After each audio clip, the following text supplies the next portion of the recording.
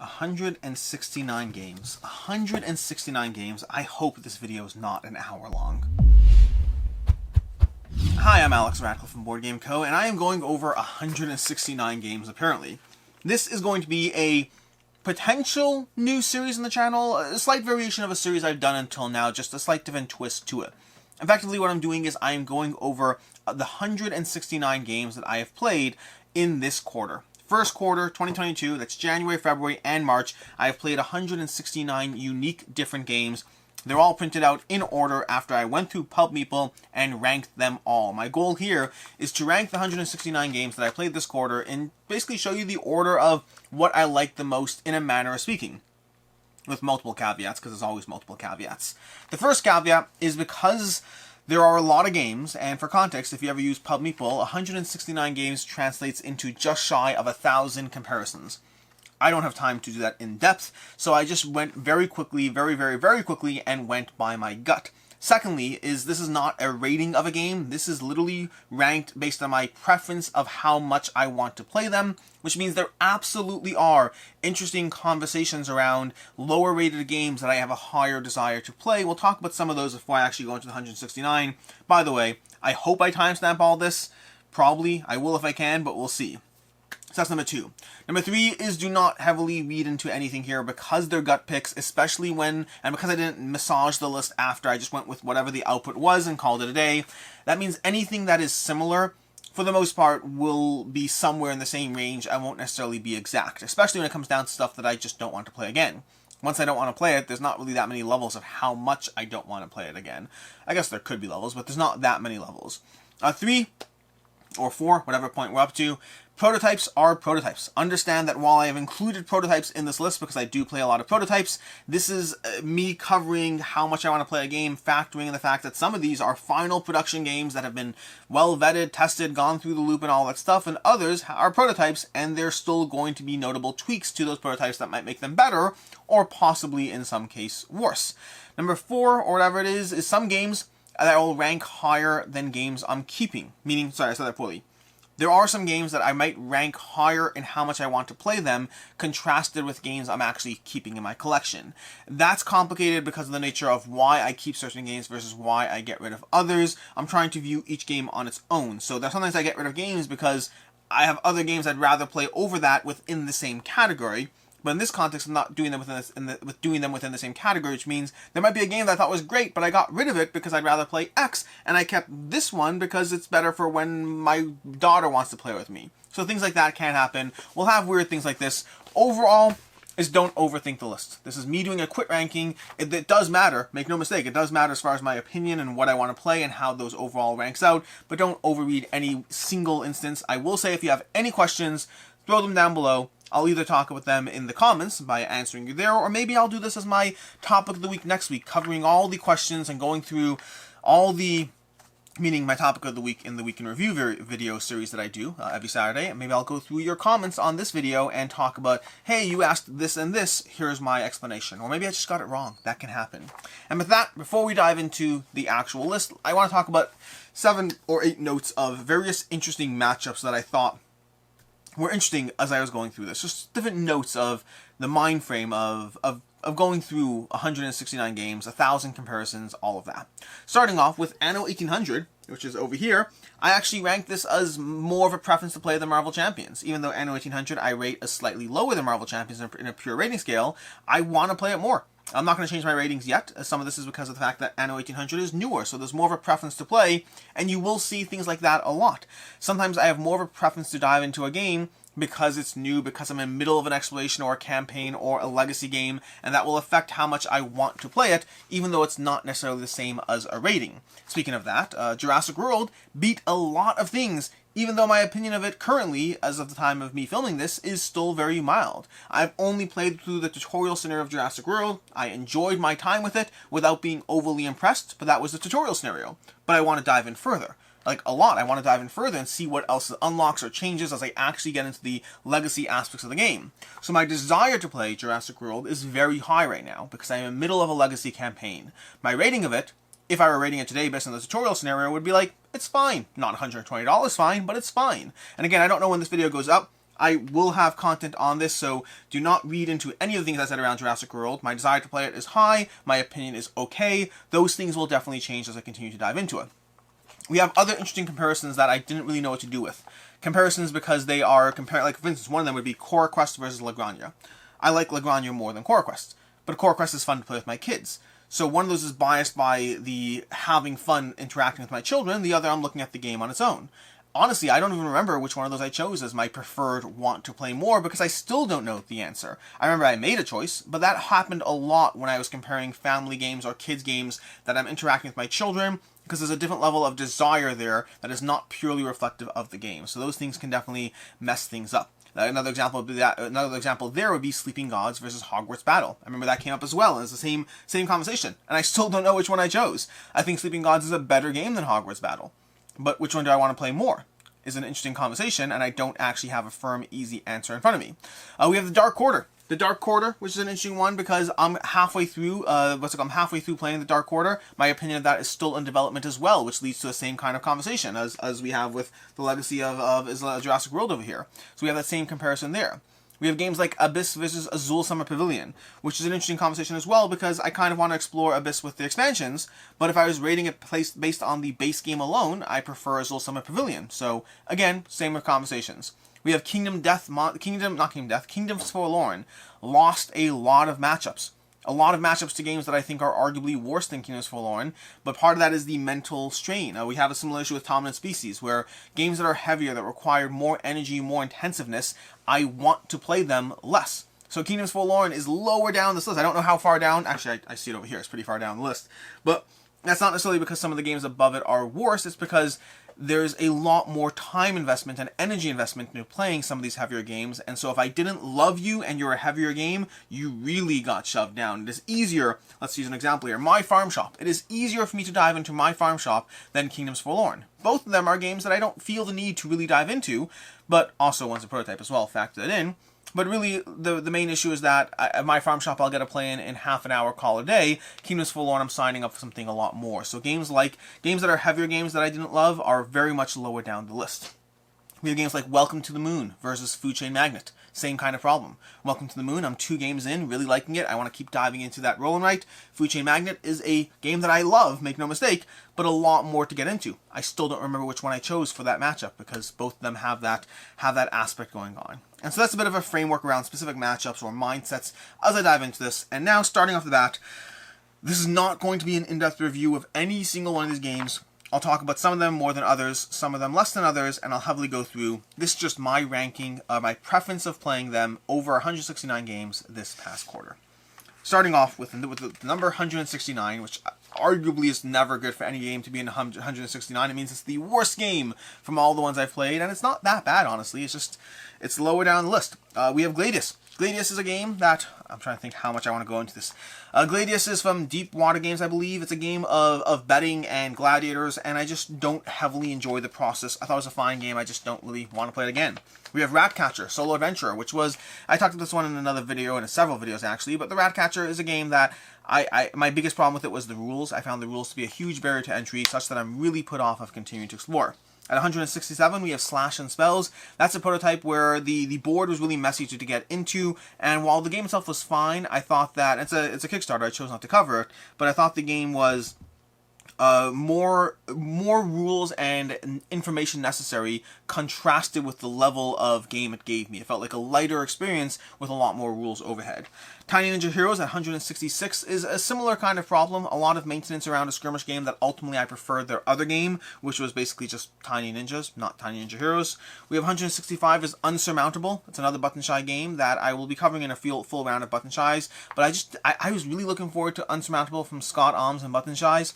A solo experience as you climb a mountain. Didn't find the decision points that compelling in that game. A bit of a miss for me. We have Doomlings at 164, which surprisingly beat out 5 other games, but I actually thought Doomlings was fun. Doomlings is a fun little, play a card, do a mean thing to your opponent. Very classic genre that I find to be a little overused and generally not that entertaining. We have another one that is going to be higher up on the list, but Doomlings is fine. It's just not my type of game. 163, we have Cryptid Urban Legends, which is likely this low, partially because I didn't think the game was that good. It's an abstract game that was okay at best to me, but also because there's the additional factor that is a bit of a letdown compared to Cryptid, which I thought, meaning it's nothing to do with Cryptid. Nothing to do with Cryptid at all. I think they did the game a huge disservice by starting you off with that baseline. At 162, we had Brikks. Brikks is a roll and write that basically involves Tetrisy pieces in the most Tetrisy genre possible, as you're literally dropping them into slots. It's okay. I just didn't find it overly compelling. It's an okay game. At 161, we have the Quest Kids. This is one that I enjoy the interactions that I have playing with my kids, but the Quest Kids as a game itself, for my own preferences, is not really that much of a game experience. It's more of to me, it's more about the journey of playing a game with my kids. My kids really like it. They have a lot of fun with it. I don't particularly enjoy the Quest Kids. At 160, we had Mantis Falls, which was a game that I actually think is really solid. Which is, why is it so low? Because my biggest problem with it is I felt the game was like twice as long as it needed to be. It's a game that can creep out to an hour in length, and I think the last 20 minutes is the exciting part, and the first 40 minutes is a tedious build-up. So I think the game has a lot of promise in what it's doing, but the experience itself did not find compelling enough. At 159, we have Micro Dojo, a fun little abstract tactical game. Just it's very small and very component light. It's not my style or genre of game. I respect what it's doing. I think it's doing a good job. It's just not a game I'm going to typically pull out. At number 158, we have a similar issue with Gamestormers. Gamestormers is actually an upcoming Kickstarter. I'll have coverage on it at some point, or already did, depending on when you're watching this video. Gamestormers is fun. I think it's a fun game. It's just not my ideal genre. Gamestormers is a game, it's a game, there's two aspects to it. It's a little bit of having judges judge your story that you built, so there's a little bit of apples to apples style, you tell me if I won and you trying to pitch to somebody else why you won, and then a little bit of game mechanics mixed in. I love the art, I love the theme, it's just not my genre of game. Number 157, we have Mercurial. Mercurial is a fun game that the only problem I had with it is that I just don't see a world in which I'd want to play Mercurial over Century Golem Edition. I think that they're very similar in their feeling, and Century Golem Edition is more accessible, easier to teach, easier to understand, and easier to play. At 156, we have Kingdoms Forlorn, making its appearance at, it's still like 17 games or 12 games, 13 games above it, but Kingdoms Forlorn. There were some compelling aspects to the gameplay, but a lot of rules overhead for what I didn't consider to be a rewarding enough experience. At 155, we had Flourish from Starling Games, a lighter experience that I really didn't like. One of the worst ones on this list, but it's got, point scoring and set collection and stuff, which is fun on its own, so it kind of manages to maintain a certain point over here just by the genre of the game it is, even though I didn't think it did a very good job within that genre. At 153, we have Sticheln, or Sticheln, which is a trick-taking, oh no, I skipped 154. 154 is Panorama. Panorama is an okay game that I just recommend between Two Castle, Mad King Ludwig over Panorama. It was fine. It just wasn't overly compelling because I'd rather play between Two Castle, Mad King Ludwig, which did it better with less issues or complaints. At 153, we have Sticheln, which is a trick-taking game which you're trying to stick him with the wrong suit. I like other trick-taking games. We have 152 is My Farm Shop from Pegasus Spiel. I like other games where you roll dice and build your tableau. My Farm Shop, it lines up with Machikoro, to me is just not being overly compelling. At 151, we have Twin Palms, another trick-taking game. That one's actually a lot more fun, just no singular aspect really stood out to me. I enjoyed it without thinking that it was like a must-own. The biggest thing I liked about it is the betting aspect and trying to lock in your tricks, and I get that from Ghost of Christmas with more spin to what Ghost of Christmas does. At 150, we have Bandida. Bandida is going to be a game in which you're trying to build out a network of mazes to let Bandida escape or to stop him from escaping, depending on the mode you play. It is a stupid game that isn't that good, but it's surprisingly compelling, and I do enjoy playing it. At 149, we have Legendary, a Marvel deck building game with the expansions. Legendary is fun, but it also limits my ability to really build out that deck in the way I want, and I feel victim to the cards in the card row, which is one of my biggest nitpicks against it compared to other deck building games. And then there's Marvel Champions, which I love, so it's already starting off on an unfortunate bias against it. We have 148 is Capital Lux 2, a game that I only played once, and one thing I forgot to mention, by the way, is this list is almost certainly not comprehensive, meaning even before I started this list, I was like, I feel like there's some games I played that weren't on the list, and I found like 7 games that I hadn't logged my plays of it, so they got added after, but I'm trying to figure out what else I'm missing that I forgot about entirely. I remember that because Capital Lux is a game I only played once. Statistically speaking, games that I played once are more likely to have been missed. If I played it twice, then I probably logged one of those plays. If I played a game only once, there's a higher chance it got missed. Either way, Capital X 2 is a game I only played once. I saw the promise of the experience. I actually think it's probably a compelling game. For me, it felt a little short and a little all over the place in what it was doing. I could see myself very much liking it more and it climbing up the ranks if I gave it more plays. I made a judgment call that I didn't want to add it to my collection, but I could have gone either way. We have number 147, we have Iron Force. Iron Force is a flicking game. Consider the Ice Cool, but on 2 levels. Enjoyed it, but also a lot going on for the type of game it is. A lot of overhead and setup and all that stuff for the genre it's giving me. We have Small Islands at 146 from Lucky Duck Games. I thought Small Islands was cool and fun, but not overly compelling. There are other tile-laying games I prefer. At 145, we have Flick of Faith. Flicking games in general are not going to do that well because I prefer Crokinole. Crokinole is my ultimate flicking game experience. At 144, we have Puzzle Strike 2, which was fine, but a letdown because I preferred Puzzle Strike 1, or Puzzle Strike 3rd Edition, technically speaking. But Puzzle Strike 3rd Edition is my preferred version of the game. I thought Puzzle Strike 2 was fine, but it just made me miss Puzzle Strike 3rd Edition. At 143, we have Yum Yummy Monster Tummy, a game that my kids love, and so do other content creators or other reviewers. I've seen a lot of people who are very favorable on this one. I'll be reviewing it at some point. I don't like that game. I just don't like it. I don't find it enjoyable, anything. I mean, it's so high up on this list because I have a lot of fun playing with my kids, but I don't find the experience that compelling. At 142, we have Pandemic Wrath of the Lich King, Pandemic World of Warcraft, Wrath of the Lich King, probably one of my least favorite Pandemic variants to date. At 141, we have Tacocat spelled backwards, which is ridiculous that it's this high, but honestly, I have fun playing it. It's quick, it plays in like 7 minutes. There actually is some strategy around it, not a lot, mind you, but there's a little strategy around it, and it's a easy, accessible game that I don't mind playing with my kids when they want to. I'm never suggesting it, to be very clear, but yeah. At 140, we have Dominant Species. A lot of games, more games than I thought beat it, because I kind of respect what Dominant Species is doing. It's weird that I really don't want to play this because of how long it is. In theory, this should be much lower down the list. If you ask me whether I'd prefer to play Tacocat spelled backwards or Dominant Species, I would pick Tacocat. But somewhere along the way, Dominant Species got picked amongst enough things that the algorithm put it over here, and it's partially because I really do respect it. I think if you faced off, let's say, if you faced off Dominant Species against Tacocat, I feel it's insulting and offensive to pick Tacocat. I probably should pick Tacocat, but maybe I didn't on one of those matchups because that can happen. So yeah, Dominant Species got higher on the list just because of the nature of I respect what it's doing while also not enjoying my experience, and it was 3 hours long, so it should be lower. My Little Scythe comes in at 139. An enjoyable game, but a little longer for a kid's experience than I'd like, and I find I often am shepherding my kids to try to guide them to keep them moving and oriented in the right direction. That's probably my biggest critique against it. I think it probably makes for a good kids game for older children. When I play with my kids, I enjoy it without overly loving it. We have, at number 138, we have Machikoro 2, which honestly is just aligned with My Farm Shop. I wonder why Machikoro 2 ranked a bit higher. Probably because my daughter requests Machikoro. That's probably it. Because my daughter requests Machikoro 2. She doesn't request My Farm Shop. My opinion in both games is equitable. But my daughter prefers Machikoro 2, and so ultimately I associate that more with having fun playing with my kids.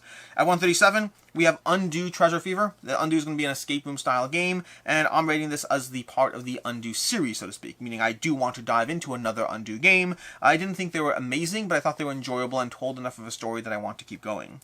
At 136, we have This War of Mine, a game that I also kind of respect what it's doing and liked it more than I thought it would, while not being in a rush to dive back into it because there's a little more paperwork, maintenance, and I just rather other solo games in that genre. At 135, we have Azul Summer Pavilion, which I talked about already over here. I like Azul Summer Pavilion, I just don't see a world in which I'd prefer to play it over original Azul, so yeah. At 134, we have Chronicles of Crime 2400, which is another version of Chronicles of Crime. I need to dive into it more. I only played the first intro scenario. It has the regular problem I have with Chronicles of Crime, which is a lot of pointing and clicking and then eventually figuring it out. It's fun. I enjoyed my time with it. One play. I'm going to be diving into it more, but I still don't love Chronicles of Crime as a system. I like it without loving it. At 133, we have Earth. Earth was a recent Kickstarter that I'm very curious what the final game is like because the prototype that we played, I enjoyed it without loving it. I thought it was fun, but a little too open-ended, a little too much ability to do whatever I wanted, which took away from my enjoyment of the experience. But I'm very intrigued because there was enough there that I'm intrigued to see the final copy. At 132, we have Seas of Havoc, another Kickstarter. Seas of Havoc, got a chance to play it with Quacklope. It's a fun game of trying to deck build and worker placement and all that as you go around. I enjoyed it without loving it. So again, some aspects, some issues of it, like the combat felt a little too back and forth, not necessarily rewarding. Some aspects of the game felt like you had agency, and others felt like it was a little bit just, I do this, you do that, back and forth. Number 131, we have Antares Kingdoms, a Kickstarter that I don't actually know when it's launching or not. Like, I know I had a chance to go over it, and I deferred covering it because they made drastic changes to the game that I didn't have a chance to actually play, but they also haven't launched the Kickstarter, so I don't know what their plans are. I know that another channel covered it as well and had similar critiques as to myself, meaning seeing the promise while wanting things changed. It could be they're just changing it before they actually launch. I don't know. We'll see. At 130, we have Here to Slay. Here to Slay, surprisingly high on this list, but I enjoy Here to Slay. It's my favorite version so far of a game which you are just playing cards just to get in the other person's way. I find it more rewarding or interesting or different than many of these experiences, so it gets fairly high on this list. At 129, we have Kingdoms Rise and Fall Dorian, recent Kickstarter. In fact, at the time of this video, it's currently in middle of funding. I don't know if it'll fund or not. I enjoy Kingdoms Rise and Fall Dorian while also having a problem with the backstabbery potential of the game that really puts me a little bit off of... And again, some people like it. It's a lot of potential screwage. Not like I'll get in your way screwage, but I can help you or I can hurt you, which is such a huge swing in how the game would play out. Number 128, we have The Night Cage from Smirk and Dagger Games, a game which I like playing it solo. I don't like playing with other players, although I've heard people say that if you play it with other players in the dark and thematically, it gets better. But I like the solo experience without liking the interactive experience. At 127, we have Gorse Maximus, another trick-taking game. Liked it, enjoyed it, don't feel the need to play it again, but I did enjoy my time with it. At 126, we have 10 from AEG, a game that is good. I mean, I enjoy the set collection, bidding, and all that stuff, the push your luck aspects to it, while liking other games in the genre that do it better. At 125, we have Dice Miner. Dice Miner is a game, got to play it on Sovereignty. Sovereignty is a digital platform where you can play games, and I enjoyed my play of Dice Miner. I was intrigued by the puzzle of pulling out the dice, while also feeling it's probably a little lighter than what I'm actually looking for in my game experiences. At 124, we have Awkward Guess, a social deduction game. Awkward Guess was fun, without being amazing. I felt that a little bit come down to just, you know, how the cards get passed around. So while there's some deduction, it also felt like it's just who gets the clues first. At 123, we have It's a Wonderful Kingdom. I need to dive into more. I've only tried it once so far. I want to dive into more of the scenarios or that they have in the game. So far, it seems to have the similar problem that I had to It's a Wonderful World, which is I like it. I don't love it. I enjoy it without necessarily being overly compelled, but I want to dive into it more. Suspects at 122 is another one of those, like, you know, mystery style games. Really enjoyed Suspects, actually, and it's harder.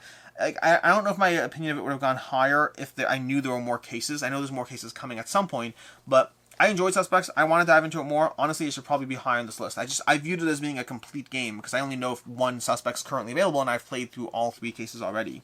At 121, we have Karak. Karak's going to be a dungeon crawling experience for kids. Really like it. It's a lot of fun. My phone is apparently not muted. At 120, we have Citadels. Let me just mute my phone over here. Bad, Alex. Okay. At 120, we have Citadels. Citadels is a game that has gone down for me recently based on a recent play that was not as ideal. I find when I play games that don't give me a good play, it can get dinged very quickly. It's like I want my games that I like to deliver consistently good experiences. But Citadels is an old classic from Bruno Feduti, I believe.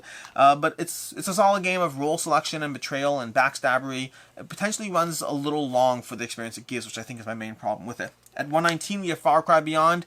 A solid dungeon crawling experience that just doesn't feel like Far Cry, which is my biggest complaint against it. I think it's fine. I think it's good. I just don't... Thematically, it should be Far Cry and should appeal to me from that sense, but it doesn't because of the fact that it doesn't feel like Far Cry. And then after that, it just feels like a dungeon crawler with guns and soldiers and Russians and all those stuff, and I just would rather play other dungeon crawling experiences right now. We have 118 is the Dark Quarter from Lucky Duck Games and Van Ryder. Again, my opinion here is mixed because I'm halfway through the game and I need to actually finish it. And also it is partially being biased by the fact that currently, as of being halfway through a game, I prefer Destinies at the moment, so that really colors my experience of it. But again, hold off. I'll have review coverage somewhere along the way, and pay attention to that, not this. This is based on me being partially through a game. At 117, we have Mandala Stones, a trick-taking game, I don't know how I said that, an abstract game of placing various stones around the board as you try to gather sets of stones. Fairly compelling. 99% sure it's not a thing in the collection, and just too many games that do stuff like that but better. At 116, we have Tiny Towns, a game that sticks around because of how variable it is at the player count, but also a game that I simultaneously enjoy it and I'm happy I own it, but I don't know if it'll go away at some point. Like, it might. We'll see. At 115, we have Divy Dice. Why am I saying trick-taking game? Divy Dice is a roll and write game that I enjoyed a lot but need to play more. basically rolling dice and then assigning them to gather various cards. I enjoyed the puzzle it gave me, but I need to play it more. At 114, we have Luna from Stefan Feld. Got a chance to play this with Thinker Themer at Gammer. Really enjoyed Luna. Also, I prefer other Stefan Feld games, and I don't feel the need to get Luna. It's high enough on this list because I really had a fun time with it. I like other games better. At 113, we have French Toast, a ridiculous party game in which you are comparing an object to whether it is more or less similar to French toast or something else. So for instance, if the object is phone, and you don't know what the object is, you just know that something. So you say, apple, and I'm like, I don't know, French toast. It's probably more similar to French toast. And then you say, computer, and I'm like, computer. And you're like, tablet, I'm like, tablet. Every time you add a word, I get the opportunity to tell you whether the word is more like the new word or more like French toast or than any older word until you eventually get close enough. It sounds ridiculous. It kind of works. At 112, we have Modern Art from Reina Knizia, a auction game where you are trying to predict the value of the artist by the time the round ends. Very compelling, good experience for the game length. At 111, we have New York Zoo, a fun polyomino experience that I still prefer Baron Park. Also, I prefer Tenpenny Parks, which will be higher up on this list too. At 110, we have Marvel Splendor. It's basically Splendor, but with a Marvel theme. I mean, I like Splendor. I kind of think I prefer the original Splendor, but my kids prefer Marvel Splendor. But it's fun. I always enjoy the game. I just don't love the game. At 109, we have Trekking the World. I enjoy that as well. That's a fun game of, well, Trekking the World as you wander around trying to collect various things, visiting locations, a little bit of set collection. Fun, simple, easygoing. At 108, we have Lord of the Rings, the card game. This video is going to be an hour long, isn't it? At 108, we have the Lord of the Rings, the card game. Lord of the Rings, the card game is a LCG from Fantasy Flight that I just prefer Marvel Champions. At 107, we have Pandemic Fall of Rome. Much more enjoyable as far as a Pandemic offshoot game. Still, I think Pandemic Legacy really ruined all Pandemic systems for me. They all feel less ideal than Pandemic Legacy. At 106, we have Founders of Teotihuacan, a recent polyomino thinky game, a thinky filler game. Enjoyed it, but yeah, after you get a certain number of plays in it, didn't feel the need to keep going. At 105, you have Abyss. Abyss is a game that I kind of was okay with the base game. I really have a desire to play it, though, because their expansions is what I want to dive into. I want to dive into it with the expansions and see what they add to the experience. At 104, we have Ryozen. Ryozen from Tabla Games, on Kickstarter, or was on Kickstarter, depending on when this goes up. But solid game, worker placement. I wanted a bit more from the experience, but I also enjoyed the experience I had. Also, prototype. At 103, we have Death Valley. Death Valley from Button Shy Games is another Button Shy experience. It might be Scott Alms, I don't remember. I am intrigued by Death Valley. I need to play it more, but we'll see where it lies. At 102, we have Age of Rome. Age of Rome, actively on Kickstarter as well. Solid game, solid engine. I just wish there was more interaction between the tracks. At 101, we have Trekking Through History. How did Trekking Through History end up higher than Trekking the World? See, that makes no sense. That's where the matchup, if I was doing manual massaging here, that would absolutely make no sense. Trekking the World is definitely a game I prefer to play than Trekking Through History. I don't know which matchups caused that. That's wrong. I like Trekking Through History. I just like Trekking Through the World better. At 100, we have Hamlet. Hamlet, another Kickstarter that I think just ended, did fairly well. I got like 6,000 back or something from David Cherkup. I enjoyed Hamlet while also feeling that I wasn't confident in it. I liked it. I do want to see what the final game shows up like. 99, we have Wreck Raiders from KTBG. Enjoy Wreck Raiders. It's an enjoyable kids game. There are more enjoyable kids games that all rank higher than this here. At 98, we have Atlantis Rising. Atlantis Rising is fun. I always enjoy playing that one. Also, I prefer other games in the genre. At 97, we have Garinto. Garinto from... I'm going to blank on this. Oh my gosh. I'm not going to spend time on this because I don't have time for this. But Garinto, from a publisher that I know and talk about all the time. From Endangered. They did Endangered. Oh my gosh, it's going to bother me.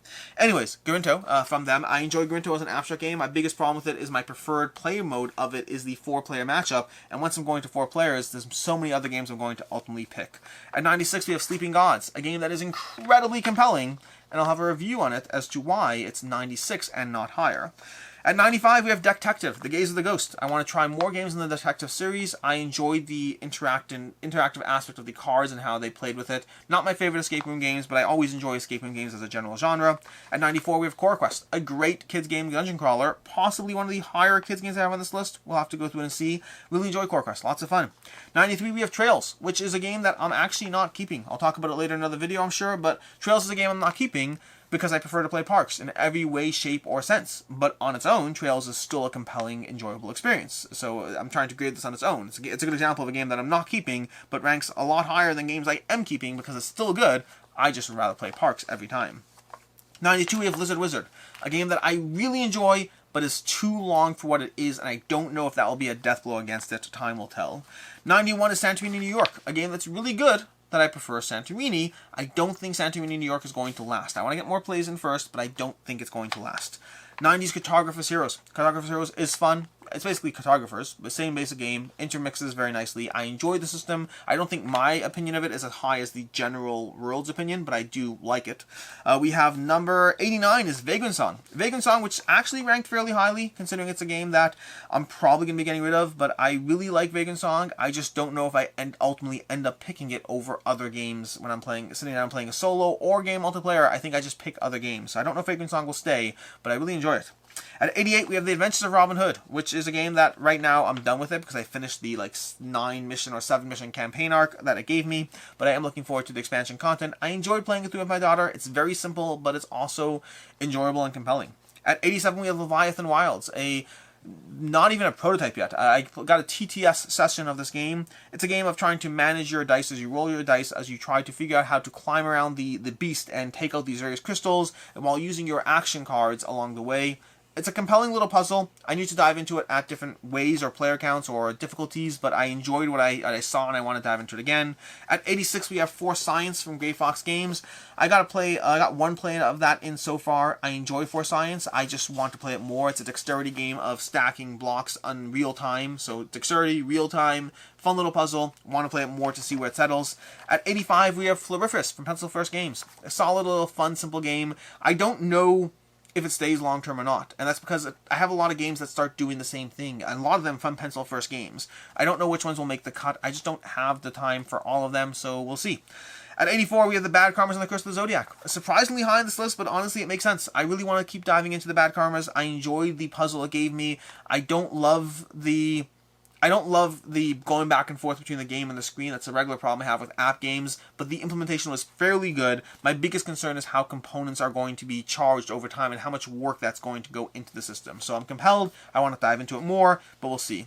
83 is Pandemic Legacy Season 0. Currently in the middle of that one. We're 5 games in. We kind of hit a lull just because of the players were trying to line up on schedules. At a certain point, I may just have to charge through it with my wife on our own because ultimately with these legacy games, if you hit a lull, I find that it really sinks the experience. 82 is Mission Catastrophe. A lot of fun. I just dived into that one again. I want to dive into it with the expansion modules. I've always enjoyed that one while not being over the hill on it. And at halfway through the list, it's really at the halfway point there. So we'll see how this one goes. I want to try the expansion stuff. We'll see. 81 is Knockdowns from Awakened Realms Light. I have 3 of them. I've only played 1 of them so far. I want to dive into the other 2 and see if there's any real differences past the adding more characters. I like Knockdown. Not sure where it stays over time, but I enjoyed it. I just don't know if it'll stay. We'll see. Subastral is going to be 80. Subastral is a fun game. Also unsure of its longevity over time, but also enjoy it. Just review that one for the channel. At 79, we have Libertalia, Winds of Galecrest. This one falls into the Tiny Town genre. There's a bunch of games that fall into this interesting genre where they are very good at certain situations or player counts, but I don't find myself reaching for them. Libertalia has that issue. I enjoy the experience that it gives me. Same with Tiny Town. Same with Castle Magic King Ludwig. Same with... What else do I have on that shelf over there? I don't know. There's a few games. Even Ethnos, for that matter. There's a bunch of games that I find very compelling for specific player counts and situations, but I don't find myself reaching for them, which is an interesting conversation on its own, and I don't know how those games will fare over time. At 78, we have Stella Dixit Universe. Honestly, I'm a little surprised this isn't higher, possibly because it's just not Dixit. I like Dixit more than Stella, I think. I'm not sure. I think Stella's easier to table, but I like Dixit more as an experience, but both of them are really solid. If nothing else, Stella adds more cards to my Dixit collection, so I'm pretty sure I'll stay for that alone. At number 77, we have Age of Civilization, a pocket-sized game that is really surprisingly good, both solo and with other players. Very compelling, easy to dive into civ-building experience. At 76, we have Merlin from Queen Games, Stefan Feld. Really enjoy that one. I don't know if it stays over time. There's a lot to explain to teach people the game. It's a very easy game, but there's a lot of symbols, a lot of symbology, and the more you mix in expansions, there's a lot going on. I simultaneously really like Merlin, but I don't know if it'll get tabled. Both in the box size is a lot, the content is a lot, the teach is a lot. I don't know how it'll fare in my collection while simultaneously really enjoying it. 75 is going to be Harry Potter Hogwarts Battle, a simple game that I actually got rid of at one point because I started playing with people and then we stopped playing it. But then when I started playing with my kids, we've been really enjoying it and going through it. At 74, we have GPS. GPS is from Board Game Tables. Fun little flicking game. It's fast-paced. It's compelling. It's not that good. It's really not. But it's so easy to table and it's fun to play that my desire to play ranked a lot higher. Like if I'm comparing GPS to, let's say, what are we up to? GPS to Vagrant Song, I picked GPS in that matchup because I like Vagrant Song, but I can think of other games I'd rather play, and GPS is just so quick and easy, so it really ranked fairly highly. At 73, we have Micro Macro Crime City, the Full House specifically because I finished the other one already, but Micro Macro Crime City, really enjoying that one, I'm still in the middle of going through it. It's more Micro Macro, and it's fun and simple, and it's the Where's Waldo and Escape Room combination that really is compelling. At number 72, we have Oriflamme. I think it's Oriflamme and not Oriflame. Oriflamme is a game of... I think Oriflamme replaces Citadels for me. Oh, that's interesting. Oriflamme replaces Citadels for me. Interesting. It's a faster version of Citadels. That's an interesting thing. Maybe we'll do a Play This Not That video on the two. Oriflamme absolutely replaced Citadels for me. That narrowed it down. Citadels is leaving my collection. I'd just rather play Oriflamme. It is a better experience. It's faster paced and it gives me more doublethink. Really interesting. That is a fun little epiphany to have on camera. We have 71 is Wreckland Run, a great solo game from Renegade Games on Kickstarter, or was on Kickstarter past tense. I really enjoyed that one. At 70 we have Bear Raid. Bear Raid is going to be from Board Game Tables again. That's two in almost a row. It's a fun stock-taking manipulation game as you short stocks and try to rely on others and how well they will screw you or not screw you. Lots of fun. Lots of ways to mess people over. At 69, we have That Time You Killed Me from Pandasaurus Games. I want to dive into it more. I've so far only played the first intro scenario, but really enjoyed that one and am compelled to see where it takes me. At 68, we have Sagani. Sagani is an abstract game from Uwe Rosenberg that I believe from Eagle Griffin Games as well. Really solid. I still prefer Nova Luna myself. Nova Luna? I think it's called Nova Luna. But Sagani is a lot of fun as you try to mix and match and line things up. Very compelling and enjoyable. At 67, we have Claim, which is a two-player trick-taking experience that I really like my first play. I got the big box, which might have been a mistake because the sheer amount of content in there makes me a little bit overwhelmed and intimidated by something that was really accessible. It's a good reminder that you shouldn't always dive into expansions. It can actually cause problems just as much as it can be satisfying. At 66, we had Suburbia. I really like Suburbia.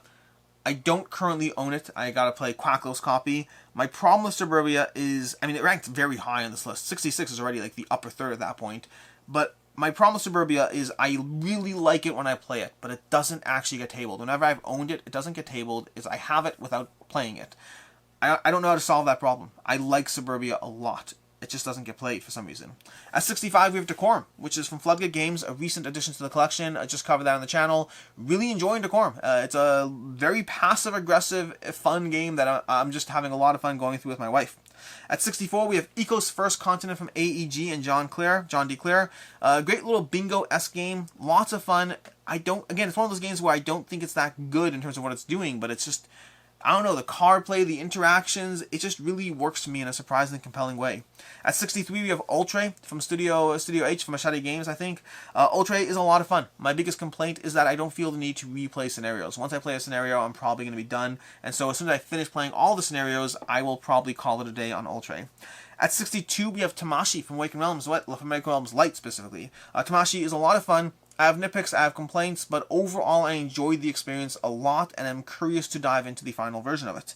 At 61, we have Lagrange, which ranked fairly highly here. I really enjoyed Lagrange. Solid Euro game that the modules add a lot to my experience, and I want to try all the modules to see how much more it adds to the experience. I don't know how it fares long term, but ultimately, if it does leave, it's going to be one of those casualties where it's not that the game isn't good, it's that there's others I prefer in the genre. I don't even have it right now. I backed the Kickstarter and I'm waiting for it to show up, which means I have plenty of time to worry about this.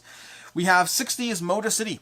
Motor City, which just ended on Kickstarter, roll and write game with interlocking tracks. Always enjoy those, and I find they put out, the designers, Motor City Games, I find they put out some really solid games in that line of interactive tracks and roll and writes and all of that.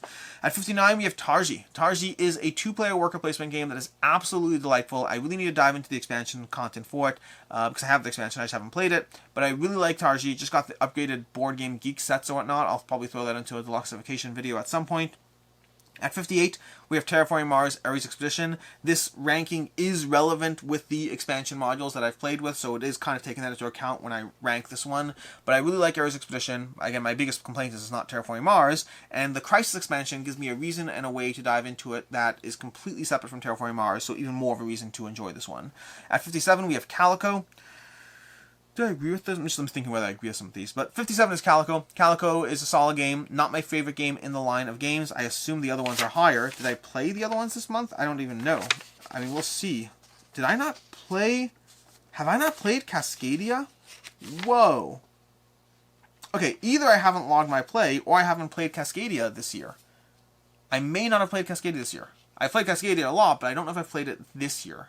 I don't know. Either way. Calico is 57, which is obviously lower than Cascadia, because I think Cascadia should be higher than that. I just don't know if I've played Cascadia this quarter. We have Maglev Metro at 56. 56 is coming from Bezier Games. I don't think Maglev Metro is staying in my collection. We'll talk about it in other videos. I think it's amazing. Do not make a mistake at all. I think Maglev Metro is amazing. Practically speaking, I think that the specific player count and genre it's in, that I think there are other games I will consistently pick over it. So I really like Maglev Metro. It is a solid recommendation. I really enjoy it. I think you will as well. But I have other games that I prefer. And I think that's the problem. I might do a video talking about it. We'll see. From there we have 55. Raja the Ganja the Dice Charmers. Another fun roll and write game. Not really interweaving tracks as much. But I mean, I guess there are some interweaving tracks. It manages to really strongly capture the feel of Raja the Ganja's the board game. I prefer Raja the Ganja's board game. But I like Raja the Ganja's Dice Charmers as well. At 54, we have Get On Board, New York and London, a recent game from Yellow Games. That's a reprint of Let's Make a Bus Route. I will be covering it more at some point, but I really enjoyed it. It's a fun game. I see why Let's Make a Bus Route is enjoyable. At 53, we have Canvas and Reflections and Canvas and all that stuff. I just like Canvas. It's a fun game to play. 52 is Project L, another easy game to dive into, easy game to play, polyominoes and tableau building all at once in one package. At 51, we have Yucatan from...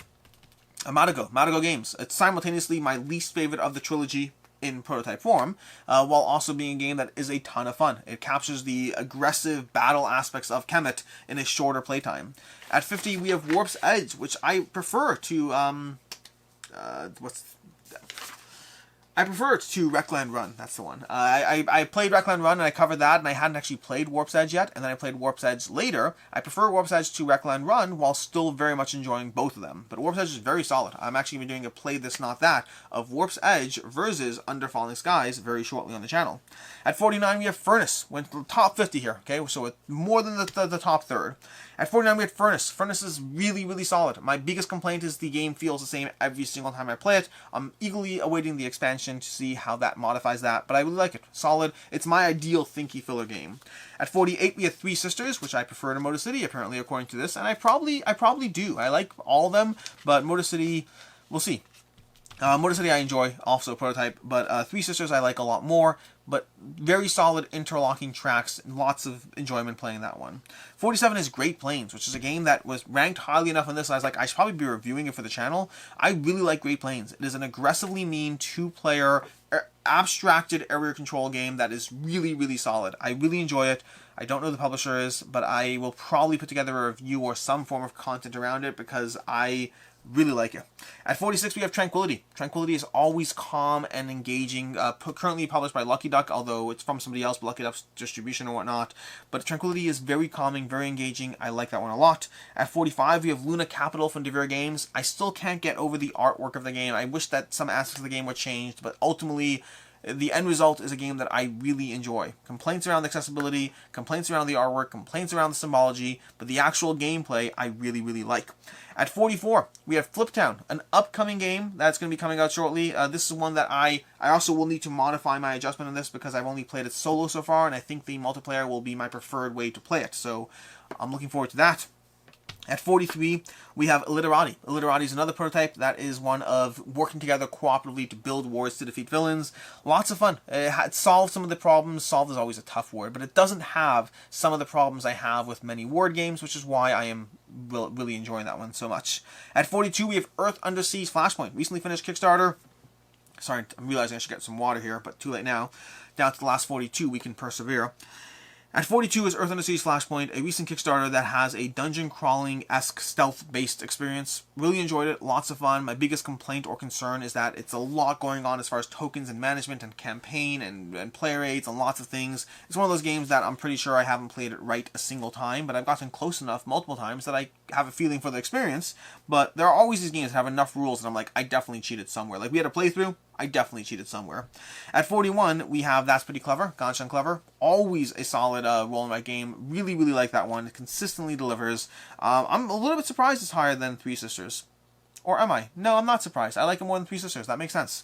We have Seven Wonders at 40. Seven Wonders is just so much fun. I always enjoy it. It is very light. It is very simple, very accessible. It is one of 2 remaining games from my first batch of games I ever bought. There are 2 games left, Castle of Burgundy and Seven Wonders. And I think they're going to be keepers for life. We'll see. Well, I mean, time will tell, but they've lasted 10 years now? They've lasted 10 years in my collection. I have a new version of Seven Wonders with all the expansions. I want to dive into... What's the new one? Armada. I want to dive into Armada. At 39, we have Whistle Mountain from Bezier Games, which arguably should be lower than Seven Wonders. I like Whistle Mountain a lot, don't get me wrong, but Seven Wonders is just so easy to play. But Whistle Mountain, really enjoyed that one. It's just a ton of stuff happening in the game. A little messy, a little clunky. I'm not sure how it fares over time, but I really like it for right now, and I imagine it'll stick around for another year. We'll see. I really enjoy it. We'll see what happens to it. We have... 38 is Beyond the Sun. Beyond the Sun is a game I only have one playing. I want to play it more, and then I'll review it on the channel at some point. But Beyond the Sun is, I really liked my first play. I really enjoyed the puzzle. It's giving you a little bit of worker placement, a little bit of, not worker placement, a little bit of area control on the side, and a little bit of, I guess, arguably worker placement-ish, sort of. Not really. It feels like action selection, as you are unlocking new technologies that give you different competitive advantages. I really like the system it had. I want to play it more. It's not a game I feel comfortable, no games I feel comfortable reviewing after one play, but this one I really feel like I need a bunch of plays to really lock down where my opinion is of it. At 37, we have Hans Tonica. 37, Hans Tonica is a fantastic game. Again, I hope to review it. I just want to go through some of the expansion content first. I've played Hans Tonica for a long time. It's been around for a while. I have the new big box, but I've been playing the original before that. I had the big box version of it. It's a great game. A great game. It's a little dry. That's my biggest complaint around it. At 36, we have Decrypto. Decrypto is such a fun party game. So ridiculously accessible, fun, easy to dive into. Also, I'm realizing I know I've played Codenames this quarter. I know I have. It's not on the list anywhere, so whatever. But Crypto is a lot of fun. Really, really enjoy it. I just like Codenames more, which is why I'm wondering now why it's not here. At 35, we have Glass Road. Glass Road from Capstone Games currently. Previously Z-Man Games, currently Capstone Games. Glass Road is one of my favorite Uwe Rosenberg games because of how accessible and easy it is to play. At 34, we have 10 Penny Parks. 10 Penny Parks is a new one, so some of the ranking of how high it is because it's new and shiny and pretty, but I've played it a bunch, really enjoying it so far, and am eager to dive into it a bit more, and will be covering it on the channel at some point. At 33, we have Nightmare Cathedral from Board and Dice. Really like that one. That was so good. I had a lot of fun playing. I mean, it's not so good as relative. It's not like a 5. I gave it a 4 out of 5. I believe it has the possibility to end up as a 4.5 out of 5. I do not see it being a 5 out of 5. I could be wrong. It just all depends. It's a prototype, so we'll see. But I really like Nightmare Cathedral from Board and Dice. I thought it was a really good 2-player area control game. I played it at 2 and 3. The reason I say it's a good 2-player area control game is because I don't have a lot of 2-player area control games that are good. Usually I prefer playing it at more players. At 32, we have So Clover. So Clover is a lot of fun. It's a party game. Biggest pet peeve is the fact that there's no point scoring in it. I like games with point scoring, and this doesn't give me point scoring, so I'm a little annoyed at that while actually really liking the experience. At 31, we have Viticulture Essential Edition. I still like Viticulture a lot. Still really enjoy the worker placement game that it gives me, the puzzle of all the cards and the experience and all the things. I like Viticulture quite a bit. At 30, we have Jurassic World. Jurassic World, which I said already, this one gets fairly high. I mean, at 30, this is in the top, like 5th at this point already of the games I played this quarter. It's not based on how good the first game was. It's based on my desire to continue diving into it. So do not take this rating as anything other than my desire to continue playing. At 29, we have Marvel United X-Men. I really like Marvel United. I've been very clear about this over the the past year plus. I really enjoy Marvel United, and X-Men is no different. At 28, we have Tidal Blades Rise of the Enfolders. This one is a really good game. I'm really excited about this one. My biggest complaint about it was the fact that the difficulty was not where I wanted it to be. Also, it's a prototype, so that's fine, but I obviously have to cover things based on where they are, but I know they're looking into a system where they modulate the difficulty based on how well you're doing, so very excited to continue diving into that one. I want to see the final game. At 27, we have Watergate, fantastic game, also from Capstone Games. Watergate is a fantastic two-player head-to-head experience that I really enjoy. At 26, we have Ghosts of Christmas. I believe that's the highest board game tables game we're going to see on this list. Ghosts of Christmas is trick-taking in such a nuanced way that I really, really enjoy this one. I'm very excited about. I mean, I like playing it. It's a lot of fun. A lot of fun. At 25, we have Valeria Card Kingdoms. Valeria Card Kingdoms is such a good, accessible game. I love playing it. I love diving into it with the expansions. I love just rolling dice and getting a ton of stuff as I build up my citizens and tableau and go adventuring on the high seas. A ton of fun things. I really enjoy Valeria Card Kingdoms. It is a guilty pleasure for me, absolutely. At 24, we have Food Chain Magnate. Simultaneously one of the best games in my collection, but a mentally taxing game to play, which is why it's lower down on my desire to playlist. Lower down is relative. This is still pretty high up. At 23, we have Museum Pictura. Recent play. I only played it once, which is why I have that current aspect of I want to dive into it again. I really like Museum Picture. It has set collection and enough decision making that I enjoy. I have not played the original Museum, so I cannot compare and contrast as to how Museum Picture is different or what it's doing that makes the game more interesting, or maybe it's not. Maybe the original Museum is just as good. I don't know. Ultimately, time will tell on that one, but I really like Museum Picture and I'm eager to continue diving into it. At 22, we have Gloomhaven Jaws of the Lion, which is so good. It's such a good game. Gloomhaven is a good experience that is intimidating to play, but is enjoyable when you do. I'm going through it with a friend and eager to dive back into it. At 21, we have Lorenzo Il Magnifico, specifically with the expansions. One of the better Euros. This is one of those games that is a reason why Maglev Metro might leave my collection, because there's only so many games I can fit in that play well at 3 and 4 players and are Euro games. Only so many I can really fit in, and there's like 5 or 6 of them that are above Maglev Metro, so I don't know if Maglev Metro sticks around specifically because of that concern. Moving on from there, we have 20. Number 20 is Cockroach Poker, specifically the Royal Edition, but both were bundled within this one. But Cockroach Poker is just one of my favorite party games to play. It is always a consistent regular filler. Like, it has to be one of the most played games. Like, if I look at my phone, let's go ahead and pull this up. Let's see, we have, I'm just trying to figure out my plays. Games, okay, if I go to games, and I do it based on most plays, we have Cockroach Poker, I have 41 plays of. Okay, that's how many plays I have. It's coming in at my 5th most played in my collection, 5th most played game in my collection since tracking plays. Okay, so it's not forever, it's since tracking plays. I play it a lot, and honestly, I'm certain that I missed plays with that one. I play it so much that I'm certain there are many missed plays not logged. At number 19, we have the Quest for El Dorado. Just dived into it with one of the expansions. Really enjoyed the expansion for that one. Really want to continue to dive into it, see what else it adds. I've played with the Hexes and Heroes expansion. I want to play with the Golden Temples next, but I really enjoy the Quest for El Dorado. Solid Reign of Knizia game, but I mean, I really like it. It's a good deck builder racing game. At 18, we have Bunny Kingdom from Yellow Games. I really enjoy Bunny Kingdom with the expansion, but it's so much fun. It's consistently amazingly enjoyable to draft. Tons of different ways to combo or try to figure out your competitive advantage. I just really like Bunny Kingdom. At number 17, we have the Reckoners. We're in the top 20 at this point, which is probably where most of you skipped, honestly. At 17, we have the Reckoners. I really enjoy the Reckoners. It's Yahtzee dice rolling, but the abilities, the keeping everything in check, it is such a ridiculously good cooperative experience that is a lot of fun every time I play it, despite having one of my least favorite mechanics, which is cascading failure. In the Reckoners, if you are doing poorly, things will escalate to be horrifically bad for you, so you have to keep things in control the entire time. And I don't love that mechanic where single losses can lead to you straight up losing the game, but I really enjoy the game. At 16, we have Paris, La Cité de Lumière. I really enjoy the Polyomino 2-player head-to-head. It is one of my new favorites that I've discovered this year. It's so much fun. The tactical aspect of laying down your polyominoes, of outthinking your opponent as you figure out where to place and how to place. One of my favorite games that I've discovered this year. At 15, we have Skulls of Sedlec. Skulls of Sedlec is such a good game. I discovered it last year. I really enjoy Skulls of Sedlec. I still enjoy Skulls of Sedlec. It's my favorite button shy game, and the amount of expansion content for it only makes it go higher. I recently played the Poets expansion. Loved it. Great game. At 14, we have Marvel Champions, the card game. Marvel Champions, the card game, just consistently a good game. Whenever I play it, I really enjoy it. I'm actually a little surprised it ranked this highly. What did I choose over Marvel Champions? I chose, I know what's coming up shortly. But Marvel Champions, the card game. Such a good game. Really, really fun. My biggest complaint is that I don't have enough time to give it the attention it deserves. At number 13, we have Bus. Bus is another potential new favorite. Part of it, I've only had one play, so part of this is based on my desire to play it again, but I really like Bust, and I think it's going to replace Food Chain Magnet as my favorite Splendor in my collection. I think Food Chain Magnet is a better game, but Bust is easier to dive into mentally. It's just easier to just get out and play. Really solid game. At number 12, we have Through the Ages, A New Story of Civilization. It's a hard game to table, but it's so rewarding when I do. One of my favorite Vladish Vasil games, although Codings is probably higher, but Vlad, it's such a good game. Through the Ages is so good, so rewarding. It's like 3 hours long to play it if you're playing it in person, but it's worth it. It's worth it when I table it. At number 11, we have Bruges.